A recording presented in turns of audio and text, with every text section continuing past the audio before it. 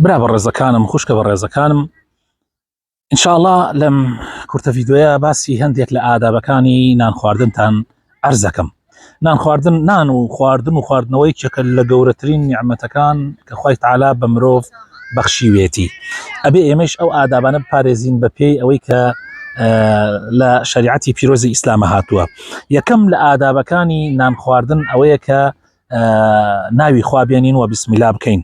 سنەتە ئینسان کاتێ نانەخوا بسمیلا بکە.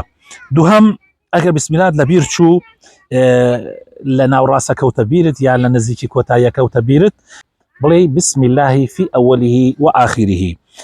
خواردن بە دەستی ڕاست یەکێکە لە ئادابە گرنگەکانی نان خواردن بە دەستی ڕاست.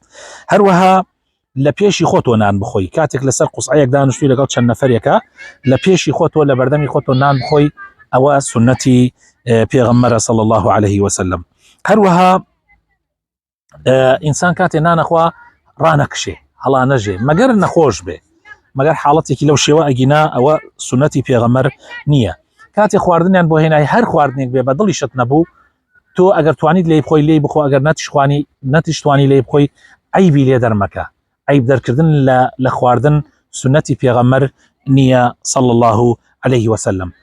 لە کاتی خواردن و خواردنەوەیە ئاگات لە خۆت بێ بەزەید بە مەعیدەی خۆت تابێتەوە، بەزەید بە مەعیدەی خۆت تابێتەوە، یعنی مەعیدەت بکە سێ بەشەوە، بەشێکی بۆ خواردن و بەشێکی بۆ خواردنەوە و بەشێکیشی بۆ هەناسە. ئەمە سنەتی پێغەمبەرە صلی الله عليه وسلم. کاتی خواردن یا خواردنەوە خۆی فوی تێمەکە، با گەرمیش بێ هەلەمەکە تا سار دەبێتەوە، دوایی بیخۆرەوە فوی تێمەکە، چووکە فوی تێکردنی مخالفی سنەتی پێغەمبەرە صلی الله عليه وسلم. کاتێ تیکەیەک بەرە بێتەوە ئەگەر زانیت بتوانی پاکی کەیتەوە بیخۆی، ئەوە سنەتی پێغەمبەرە صلی الله عليه وسلم. ئەگەر تیکەیەک نان بەرەوە بوویەوە هەوڵ بدەی پاکی کەیتەوە و بیخۆی. کاتێک لەگەڵ کۆمەڵی خەڵکای میوە دێنن قەت دوان هەڵمەگرە، مەسەن دوو خورمایە مەسەن، ئەمە ئیلا بە ئیزنی ئەوان نەبێت دوان هەڵمەگرە، ئەوەش سنەتی پێغەمبەرە صلی الله عليه وسلم.